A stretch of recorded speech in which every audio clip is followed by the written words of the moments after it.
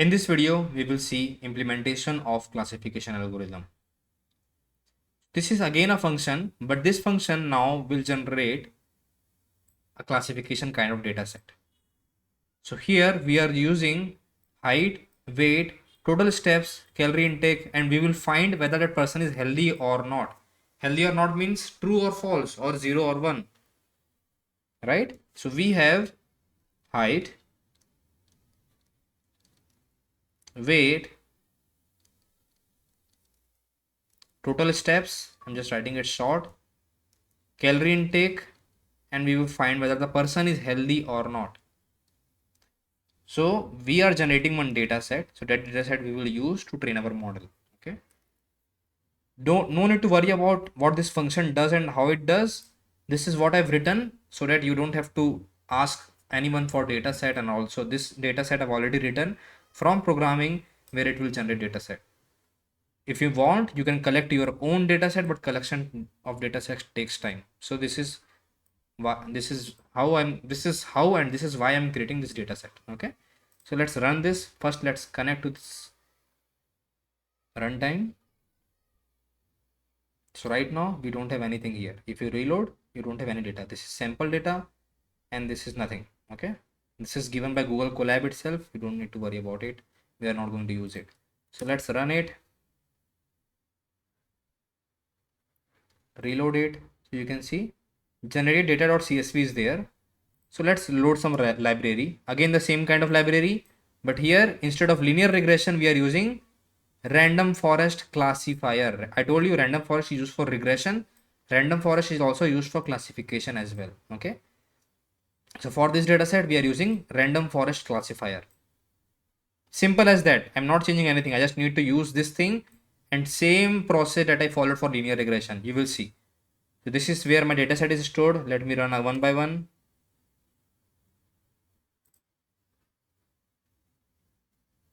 Just wait a second. Yeah. So now I will plot everything. I will plot height with respect to weight and whether the person is healthy or not. Height with respect to calorie intake, whether the person is healthy or not. Height with respect to total steps, whether the person is healthy or not. Height and weight with respect to calorie intake, whether the person is healthy or not. So just to find whether there is some trend or pattern in the data set or not. Let's plot it. And before seeing the plot, let me first give you a glimpse of what data looks like. Data.head, we have seen this function. If I write the object.head, it will give me. So you can see this is height, weight, total steps, calorie intake, and healthy or not. 1 on 0. Okay. So I've written the plot. You can see height with respect to weight. So you can see as the height is increasing, weight is increasing. This is what we see in real world as well. When the height is increasing, calorie intake is somewhat good, but it is not following a good trend. But still there is some trend. Okay. But the trend is not as strong as height and weight. That is also correct. In this one, height and weight. When the height is increasing, this is height and total steps. Okay. When the height is increasing, nothing, there is no trend. Why? Because height has nothing to do with the steps, right? So this is also correct. This trend is also correct. And weight, with the increase of weight, calorie intakes are increasing. Yeah, we can see the trend like this one, but it is better than this one. Height to calories, weight to calories. Okay, there is somewhat similar kind of trend, but the best trend we found in height and weight. Okay, so in the data, because we have seen, let's not consider total steps. Okay, let's check it, because we saw that total steps. Okay, this is just a trend, so let's use it because those are all independent variables, so we are just plotting with respect to one another, but the main y is healthy. Okay, main y is healthy. So if I plot with the help of healthy, then we will see the trend, but right now I'm just watching the trend between these objects just to understand the data. Okay, now I'm dividing my independent variables into x and dependent variable healthy into y. I'm using the same function, and this is test size. Okay, so it means test size. Suppose my data set has 100 rows. 1 to 100.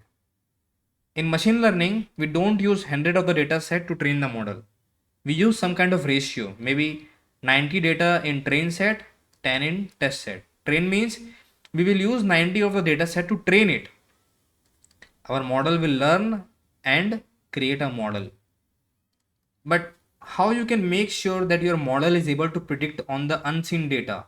That is, if you give any data, whether your model is able to predict or not. Model, suppose your model learned everything on the data from 90. It has kind of remembered everything. We don't want our model to remember it. We want our model to create a good line which will tackle everything, right? A good predict line. So that's why we create into 10. So we test our model on this 10 because model has not seen this data, right? So we will test our model on this 10. Maybe in 90 we are getting 96% accuracy. In this 10 we are getting 86% accuracy. It means model has kind of remembered everything of this 90 rows. So model has overfitted. Model has overlearned.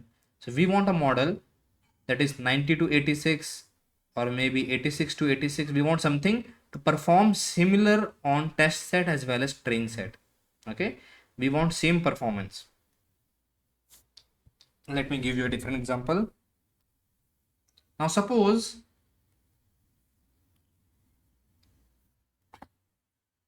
a student is there. Okay, this is book A, book B, book C. Book A is about let me pick one topic. Book A is about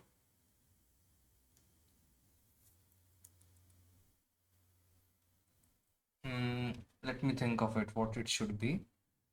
Yeah, book A is about engines. Okay, book B is about fruits. Book C is about sports. Now in engine we have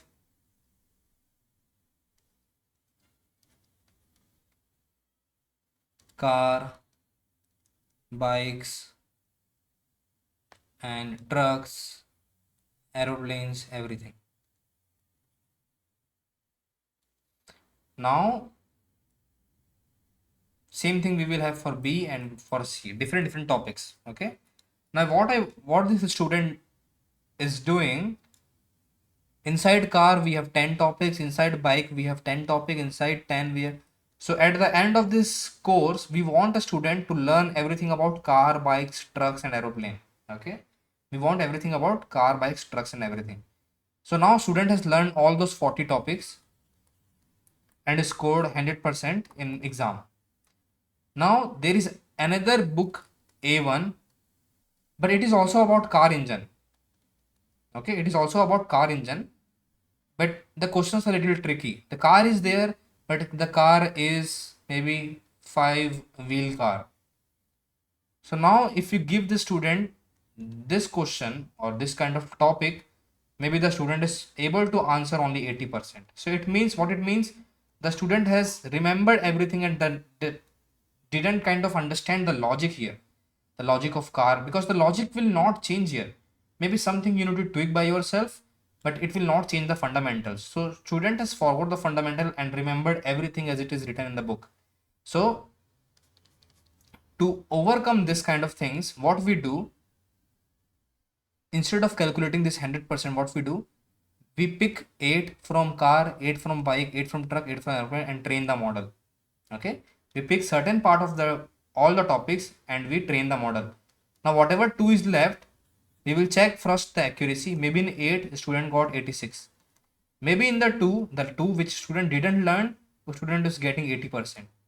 So it means now we can check the knowledge accurately. So this is kind of a test metric on how to check whether my model is good or not. So this is one of the metric to check. Okay, test and train split. We split our data set into different parts: train, test, split. Here what we are doing, we are splitting with test set as 0.2. It means 20%. If I make it 0.5, it means 50%. So I'm making 20% of the whole data set as my test set. So X and Y will only have 80% of the data. So I'm using this function train test split, passing 0.2 Don't worry about this random state. Okay. So in X train and Y train, you can see it is returning me four things: X train, X test, Y train, Y test. So X train and Y train is 80% of the data set. X test and Y test is 20% of the data set. Understand? Just the split. And we are creating an object of random forest classifier. We are passing again random state. It is nothing but just a value. Okay, don't worry about it. So we are just creating random forest object and we are passing X train and Y train. Understand? X train and Y train. We are not passing X train and Y test. Y test belong with X test. Okay. We have original data set. Previously, we just made it as X and Y. But now we cannot make it because from the original data set, we have two subset. We have train, we have test. From this train and test, we made it XY. From this test, we made another XY. That's why here it is mentioned as X train and Y train. It means it is X and Y of the training set. X test and Y test means it is X and Y of the test set. Okay, let's create a model. Now let's check the model performance on test set. So we are predicting on X test, so we will get prediction value, right? We have, for the training, we have used X and Y because it is supervised learning and train a model. Okay. Now for testing, I have model, and how to check it? I will pass X to my model. My model will predict new Y, right? New Y. And to compare with how my model performed, I already have Y, which I have not used yet. I will compare this to Y and check the error. Now suppose the original was 10, but model predicted this Y dash is 8. What is the error? Error is 2. Okay, if I minus it, just 2. So error is 2 here. So that's why in the model I'm passing only X test and I'm collecting all the prediction values in ypred, y underscore pred, just a variable. Now in this accuracy score, this is a function which will calculate the difference between this y and this one. This will check the accuracy between these two. So what I'm passing y test. This is y test. I'm passing y test, and this is ypred. I'm passing ypred and storing the accuracy. So let's see the accuracy. So my model accuracy on test set is 96%. It means this model is accurately predicting all the things. This model is able to find the pattern of height, weight, calorie intake and total steps with respect to whether the person is healthy or not. Okay, this is model prediction. We have tested it whether the model is correcting or not. This is confusion matrix. Okay, let me tell you confusion matrix. I know there is a lot of information to soak, but if you don't understand something, just rewatch the video. Because if we cover machine learning, it will easily take more than 3-4 months. We are just getting a compressed information to try to consume it. Even if you don't understand, just watch what I am doing, change the data set and do the same steps.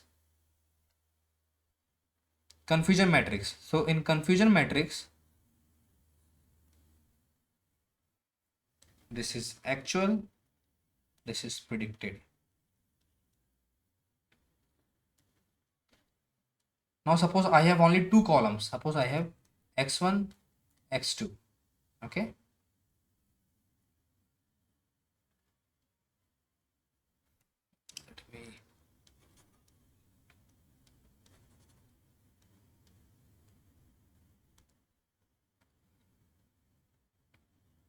I have x1, I have x2.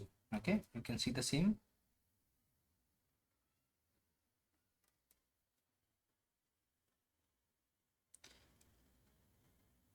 And this is because this is a classification. I have true and false. Okay, now confusion matrix will give me when my model was This is actual and this is prediction. When my value of x1, it will be harder for you because it will give you true positive and everything. How to explain it with simple terms? Yeah. True positive, false positive,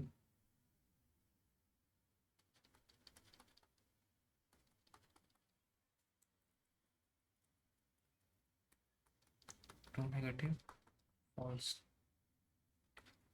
So this is what confusion matrix predict. Okay. This will be very, very confusing. So I'm just going to write it down. True positive means in actual y was yes, actual was yes, model predicted yes, model also predicted yes. Okay. Now false positive. Actual was no,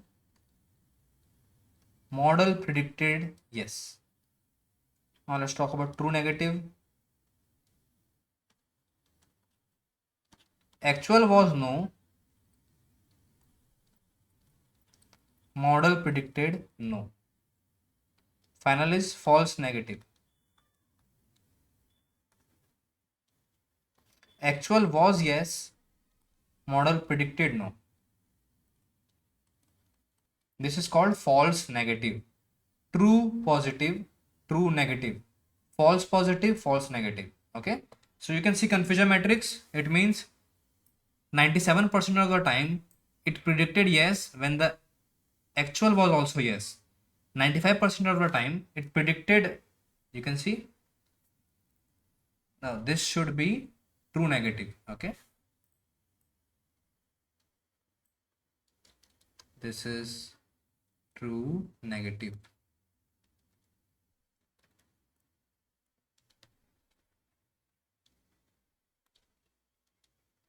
False positive. Okay.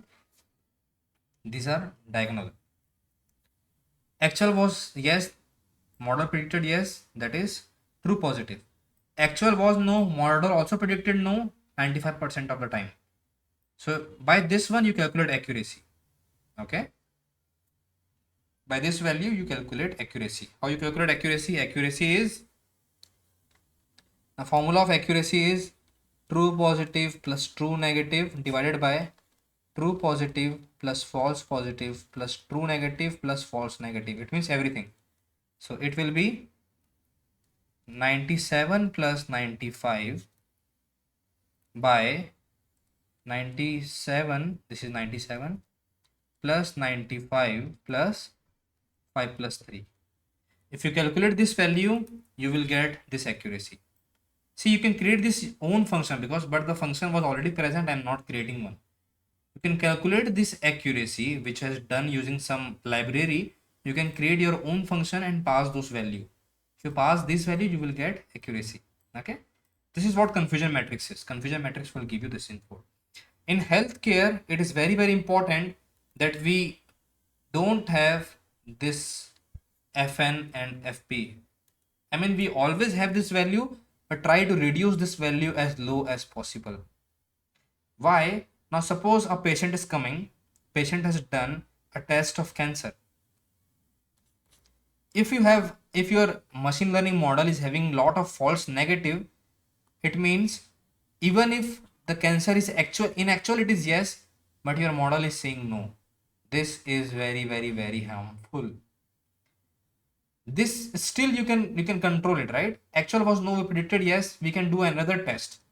Okay. Because in actual we didn't find anything. In actual it was not there, but we predicted yes. But the patient, we can still, this is still less harmful, but this is very, very harmful. It is there, but we predicted nothing, right? So false negative should be very, very low in terms of in the domain healthcare. Okay, this is very, very, very important. In other domains we can still get away with this one, but in healthcare false negative should be very, very low. That is, actual was yes, it means in reality it was there, but our model predicted nothing. Okay, so try to understand these lines, just note it down somewhere. And this is what confusion matrix is. It just give you this number. Okay, you just inside this, these are the meaning. Okay, you can always have this meaning. So let me visualize it. You can see the same confusion matrix. Okay, it means you can see this diagonal. Okay, model predicted 5, in actual it was 1. Model predicted, this is predicted. Okay, about 0 and 1, it means true and false. Okay, true and false. So by this one you can calculate TP, TF, TN. No need to worry about this. Okay, so you in this class we have talked about classifier, how a classifier works. So we have used random forest classifier and we achieved the accuracy of 96%. Okay, you can always give you can always give different x value and you will get the model. How you will get it? So now suppose, let me create a new code block. I don't want this reading list. Now you may be asking that I am giving this value, I don't know how to run it. Now because you already have the model, right? Model is having model values. This is model, right? We are using predict function, and suppose I just want to pass, I will pass in list. Okay, now let me have some kind of value. I don't know which value to pass, so let me have this kind of value. Let's see whether that person is healthy or not. So comma I need to separate. Now let's suppose I want to give person height as 300. Unrealistic. This I think is weight. Now let me give weight as 34. Person is very thin and low in weight. Now let me give 55. What is this number? Height. Total steps. So this person is doing 5,000 total steps and calorie intake is 1000. Okay.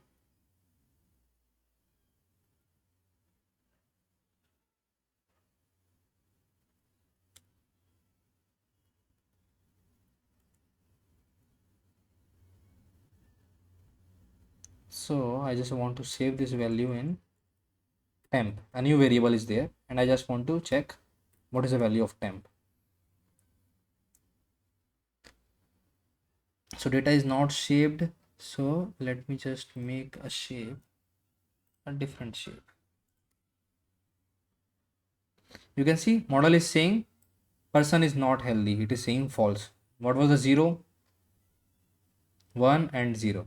Okay, healthy, 0 means false, 1 means healthy.